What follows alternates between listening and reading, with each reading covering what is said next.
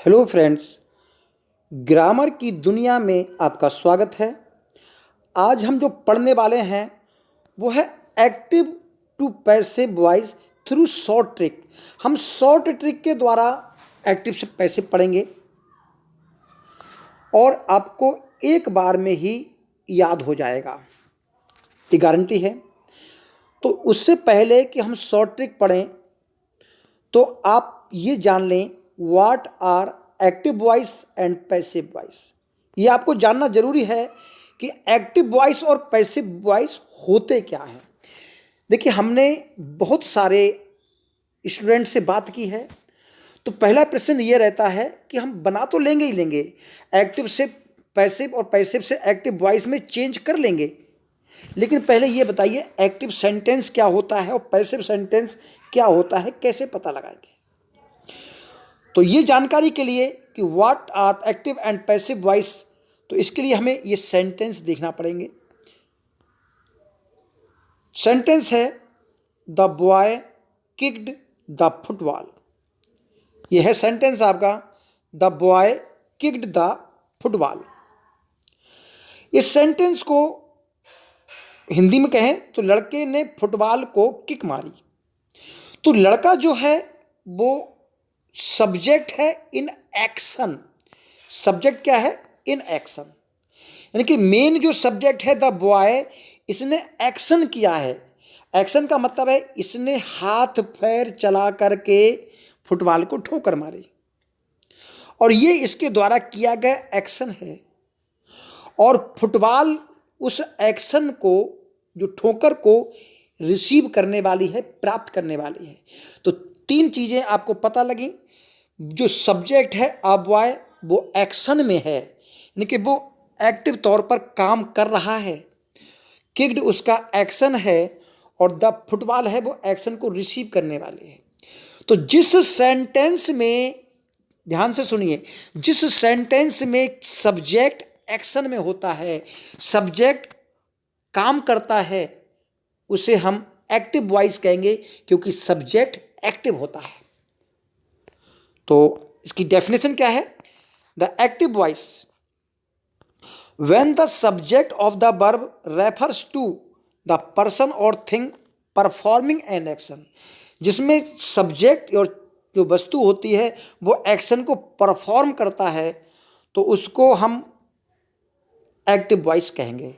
अब इसके विपरीत हम दूसरा सेंटेंस देखते हैं, the football was kicked by the boy.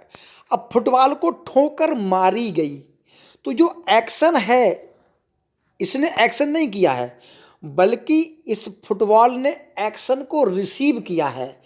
तो सब्जेक्ट क्या है? Subject is the receiver of the action. Subject क्या है? सब्जेक्ट एक्शन का रिसीवर है, एक्शन को प्राप्त करने वाला है। और एक्शन किसने किया है? बाय द बॉय, बॉय ने। तो जिस सेंटेंस में सब्जेक्ट एक्शन को रिसीव करने वाला रिसीवर होता है, यानी कि सब्जेक्ट एक्शन नहीं करता बल्कि एक्शन को रिसीव करने वाला होता है, तो ऐसे सेंटेंस को हम पैसिव वॉइस बोलेंगे। तो दोनों समझ गए होंगे क्या होता है एक्टिव वॉइस और क्या होता है पैसिव वॉइस। तो पैसिव वॉइस क्या होता है? When the subject of the verb refers to the person और थिंग रिसीविंग द एक्शन। जब सब्जेक्ट और जो होता है वो एक्शन का रिसीवर होता है, तब उसको हम पैसिव वॉइस बोलेंगे। अब बात ध्यान रखिए, बहुत इंपॉर्टेंट पॉइंट तो ये है, only a verb which can take an object can be put into the passive voice. यानी कि वो वर्ब जो ऑब्जेक्ट लेती है, यानी कि वो ऑब्जेक्ट जो एक्शन को रिसीव करता है, उसी से पैसिव वॉइस बनता है। तो क्यों ऐसा ट्रांजिटिव वर्ब में होता है। अच्छा, अब बात आती है how to change an active voice into passive voice.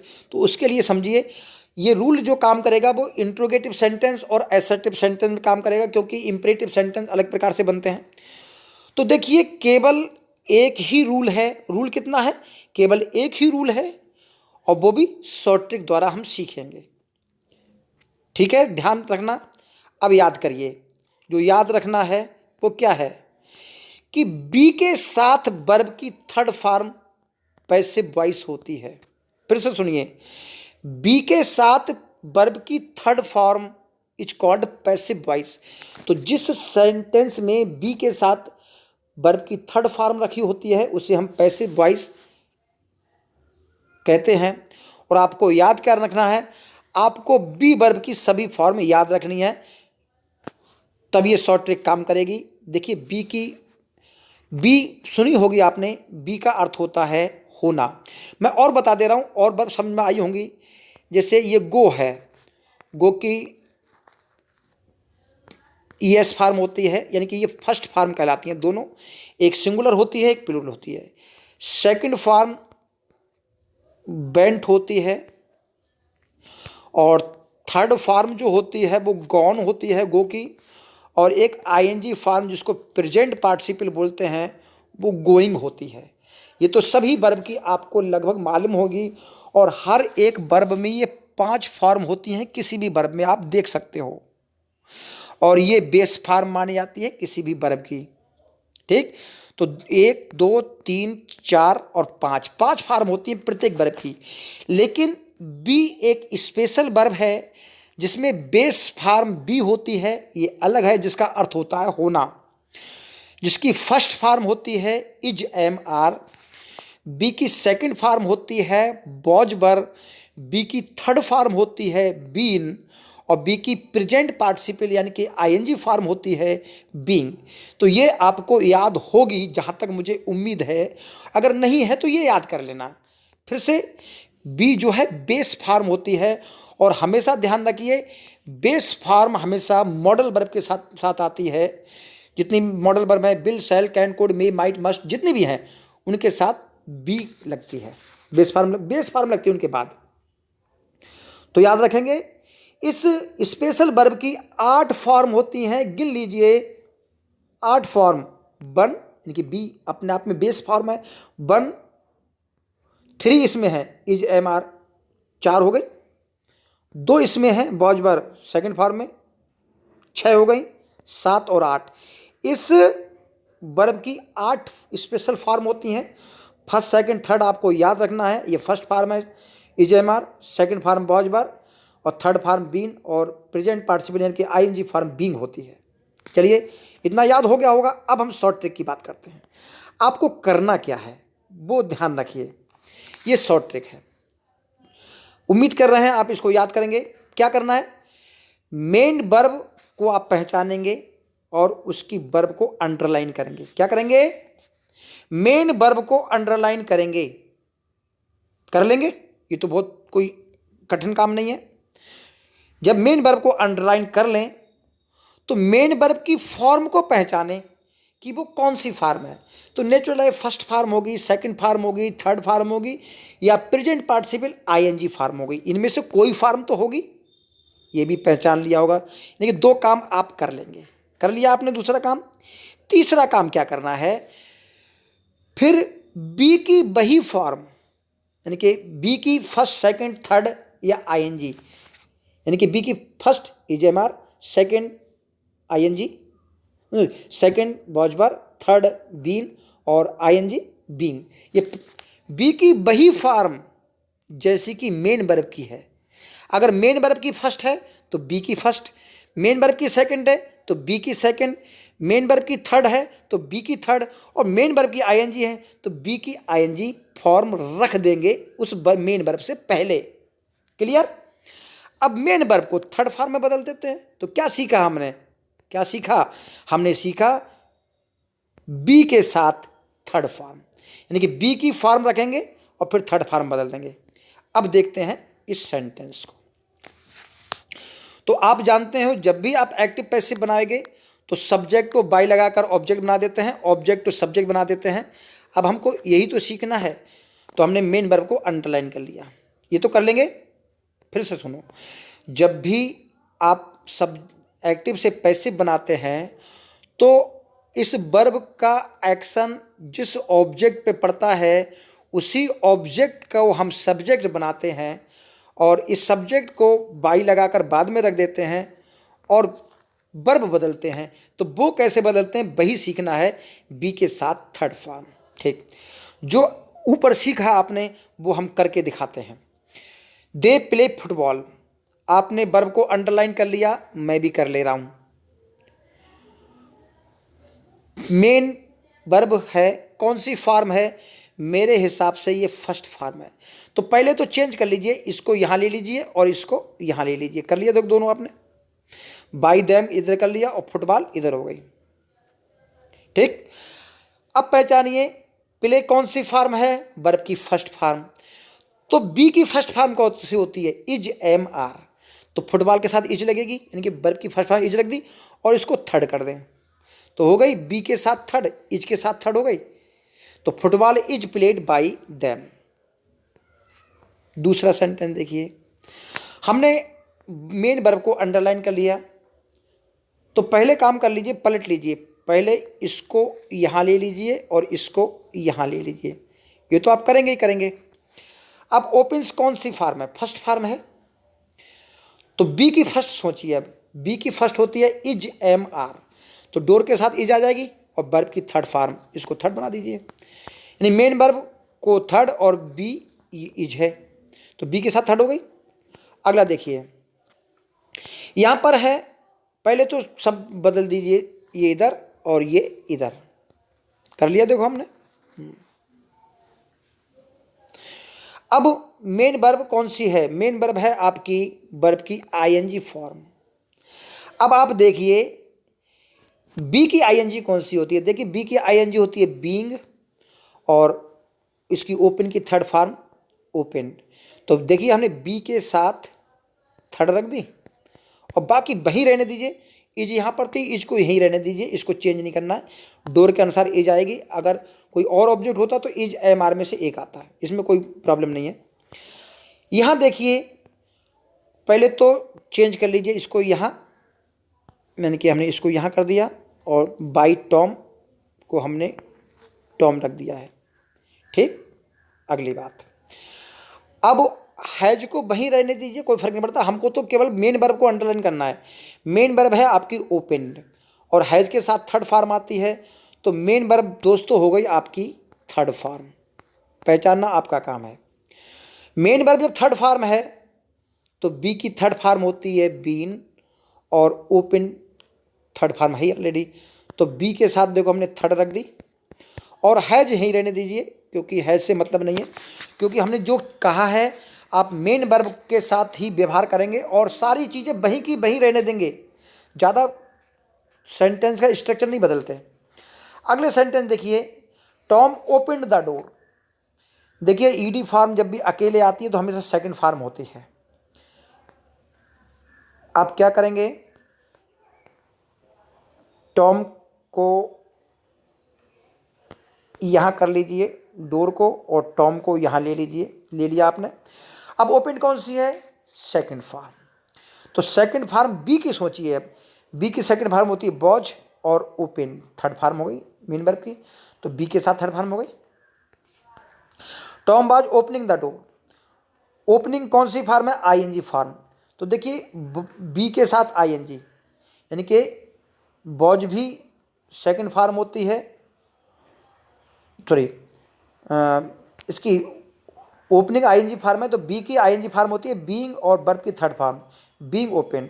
तो हमने यही तो कहा था कि आप बी के साथ थर्ड फॉर्म कर दीजिए और बाकी वहीं रहने दीजिए। टॉम और डोर को बदलते हैं, बाकी वहीं रहने देते हैं। अगला देखिए, ये है आपका इंटरोगेटिव सेंटेंस। तो इट डजेंट मैटर कि इंटरोगेटिव सेंटेंस है तो कोई फ़र्क नहीं पड़ता, आपको जो रिलेट करना है वो सब्जेक्ट और ऑब्जेक्ट को करना है, इन्हीं की पोजीशन तो चेंज करनी है। तो सब्जेक्ट ऑब्जेक्ट की जगह, यानी कि ऐसा हो गया, देखो हो गया ये। अच्छा, ओपन कौन सी फॉर्म है? थर्ड फॉर्म है, क्योंकि हेड के साथ लगी है। देखिए तो हेड को वहीं रहने दीजिए, कोई फ़र्क नहीं पड़ रहा है। ये सेंटेंस गलत लिख गया है हमने, ये हेड यहाँ ले लीजिए, धोखे से लिख गया। हेड को कहाँ ले लेंगे? यहाँ, समझ लीजिए हेड यहाँ नहीं है। अब क्या करते हैं, थर्ड फॉर्म है तो बी की थर्ड रखिए, बी की थर्ड रखिए हमने बीन और ओपेंड, समझ गए होंगे। अगली बात देखिए, Tom will open the door. देखिए बिल आपकी मॉडल वर्ब है, will, shall, can, could, may, might, must, जितनी भी होती हैं मॉडल वर्ब, उनके साथ बेस फॉर्म आती है। ये रूल है, रूल बेस फॉर्म आती है। तो बी बेस फॉर्म है और ओपन थर्ड कर दीजिए, बी के साथ थर्ड, और बिल को वहीं रहने दीजिए, बिल से हमको मतलब नहीं है। The door will be open by Tom. ऐसे ही यहाँ पर देखिए विल हैव के साथ ओपन लिखा है, यानी कि ये थर्ड फॉर्म है, थर्ड फॉर्म है तो बी की थर्ड फॉर्म बीन, और यहां रख दीजिए ओपेंड, ठीक, यानी कि बी के साथ थर्ड फॉर्म रख दी तो क्या बनेगा, the door will have been opened by Tom. अब इसको इंट्रोगेटिव देखिए, देखिए is Tom opening the door है, पहले तो मेन वर्ब को अंडरलाइन किया, बीइंग कितना गलत कर दिया, बीइंग लिखा है और यहां पर फिर बीइंग के साथ ओपेंड, यानी कि अब कहोगे आप इंट्रोगेटिव, भाई हमने क्या किया, हमने इन दोनों को ही तो प्लेस चेंज किया है, भाई डोर को पहले ले लिया, टॉम को बाद में लिया, यही तो किया है, बाकी नथिंग चेंज, हमको तो वर्ब की जगह वर्ब लिखनी है। तो बीइंग और ओपन, देखिए बीइंग ओपन तो मेन था रूल हमारा, बी के साथ थर्ड फॉर्म, तो ओपनिंग आईएनजी फॉर्म है तो बी की आईएनजी फॉर्म बीइंग होती है और बीइंग के साथ थर्ड फॉर्म, और इज को वही रहने दीजिए। अगर डोर कोई बहुवचन होता तो हम इज एम आर बॉज बर में से एक ही तो लेते, तो इज एम आर में से एक लेते, यहाँ के डोर को शूट कर रहा है इज। अगला सेंटेंस देखिए, did Tom open the door. अब यहाँ पर डिड के साथ ओपन रखा तो सेकंड फॉर्म है, तो हमने क्या किया, ओपन आपकी सेकंड फॉर्म है तो बॉज ओपन होगा, तो अब इंट्रोगेटिव में डिड पहले लिया था तो इसमें हेल्पिंग वर्ब बॉज हो गई, तो बॉज पहले ले लेंगे, क्या फर्क पड़ता है, क्योंकि ये तो एक्टिव की हेल्पिंग वर्ब है, इसमें तो हमारी इजेएमआर बीइंग जो बी वर्ब है वही तो हेल्पिंग वर्ब का काम करेंगे। अब इस सेंटेंस में देखिए इंट्रोगेटिव सेंटेंस है, अब देखिए यू और बुक, ये दोनों चीज़ों को तो आप रिप्लेस करेंगे, भाई यू की जगह बुक ले लेंगे, बुक की जगह यू ले लेंगे बाई यू, बाकी तो कोई चीज़ चेंज नहीं करनी है। अब आप पहचानिए वर्ब है आपकी रिटर्न, इसको अंडरलाइन कर लीजिए, ये आपकी सेकंड फॉर्म है। अब आप कहोगे फर्स्ट फॉर्म है, देखिए हम डिड के साथ तो सेकंड फॉर्म मानते हैं, तो सेकंड फॉर्म में क्या लगेगा, बी की इज सॉरी बॉज वर्ब में से एक, तो डिड की जगह इसकी हेल्पिंग वर्ब डिड है, तो नेचुरल है कि बॉज के साथ आप थर्ड फॉर्म लगाइए, इनके बी के साथ थर्ड फॉर्म लगाइए, और बॉज यहाँ आना चाहिए आपके हिसाब से, लेकिन इंट्रोगेटिव है तो यहाँ पर आ जाएगा। Why are you beating him, आप भी जानते हैं कि पहली हेल्पिंग वर्ब नेगेटिव और इंट्रोगेटिव बनाती है, तो हम बाकी चेंज नहीं करेंगे, इन दोनों को ही चेंज करेंगे। देखिए फिर से चेंज कर रहे हैं, फिर से चेंज कर रहे हैं, यही तो चेंज कर रहे हैं, वाई आर यू बीटिंग, तो यू और हिम को चेंज कर लें, ही पहले हिम ही आ जाएगा देखो, और ये बाई यू बाद में पहुंच जाएगा, यही तो चेंज किया। अब आप पहचानिए मेन वर्ब बी की मेन वर्ब आपकी आईएनजी फॉर्म है, तो बी की आईएनजी होती है बीइंग, और मेन वर्ब को थर्ड बना दें, और इज तो यहाँ पर है ही, क्योंकि ही के साथ इज आएगा, क्योंकि यू के साथ आर आया था। अब आप कहोगे कि इज ये क्या बवाल है, भाई देखो बवाल कुछ नहीं है, आपको ये जानना चाहिए कि हेल्पिंग वर्ब हमेशा अपने सब्जेक्ट के अनुसार ही तो आएगी, भाई यू के साथ आर आएगा तो ही के साथ आर थोड़ा ना आ जाएगा, इसलिए ही के साथ इज रहेगा। अब इस सेंटेंस को बहुत गौर से देखिए, सेंटेंस आपका बुल्ट थर्ड फॉर्म है हैज के साथ, तो आपको क्या करना है, ये सेंटेंस आपका बहुत ध्यान से सुनना, थोड़ी सी इस पर चर्चा कर लेते हैं। देखिए हु आपका सब्जेक्ट, हुम आपका ऑब्जेक्ट, और हुज आपका पॉजिटिव केस, ये रिलेटिव प्रोनाउन में ये आपका इंट्रोगेटिव प्रोनाउन है, इसमें ये चीज़ें होती हैं। तो इस इंटरोगेटिव प्रोनाउन में हु सब्जेक्ट का काम करता है, तो आप जानते हैं कि जब हम सब्जेक्ट का काम कराते हैं हु से, तो नेचुरल है कि वो ऑब्जेक्ट के रूप में रखा जाएगा, तो बाई लगाकर हुम ही तो आएगा, क्योंकि हु का ऑब्जेक्ट हुम होता है। क्लियर? अच्छा, अब करते क्या है, इंट्रोगेटिव सेंटेंस अपना महत्व ना खोए, तो उसका स्ट्रक्चर इंट्रोगेटिव सेंटेंस की तरह बनाया जाता है, question word plus helping verb, इसीलिए तो बनाया जाता है। अब देखिए क्या किया गया है, who has built this house, तो बाई हुम सब्जेक्ट ले लिया, तो ऑब्जेक्ट इसका बाई हुम बनेगा। अब हैज दिस हाउस को हमने रिप्लेस किया, तो अब नया सब्जेक्ट दिस हाउस हुआ, तो दिस हाउस के अनुसार हैज लगेगा, तो by whom has this house been built, और बुल्ट थर्ड सेकंड फॉर्म है तो बीन रखेंगे। अब ध्यान रखेंगे, आप कहोगे बीन पहले क्यों नहीं आई, क्योंकि केवल पहली हेल्पिंग वर्ब ही पहले आती है। अब हु टॉट यू इंग्लिश, अब यहाँ पर बाई हुम कर दिया हमने, और इसमें दो ऑब्जेक्ट हैं, यू और इंग्लिश। एक डायरेक्ट ऑब्जेक्ट है, एक इनडायरेक्ट ऑब्जेक्ट है। तो पहले हम अगर डायरेक्ट ऑब्जेक्ट से बनाएंगे तो इनडायरेक्ट ऑब्जेक्ट टू यू लगा कर आएगा, इनडायरेक्ट ऑब्जेक्ट जो है टू लगा कर आता है, तो बनेगा वैसे ही, by whom was English taught to you. अगर हम इनडायरेक्ट ऑब्जेक्ट को पहले लेंगे तो by whom were you taught English. What भी हमारा सब्जेक्ट का काम करता है, तो व्हाट बनेगा, व्हाट यहां पर ऑब्जेक्ट है, जो बच्चे जानते होंगे बताएंगे। What is she doing, what यहां पर ऑब्जेक्ट है। अब ऑब्जेक्ट सब्जेक्ट का काम करेगा, तो what is being done by हर, तो ये इस तरह बनेगा जैसे हु इज है उसी तरह। तो उम्मीद करें शॉर्ट ट्रिक समझ में आई होगी। आज के लिए इतना ही। Thank you, all the best.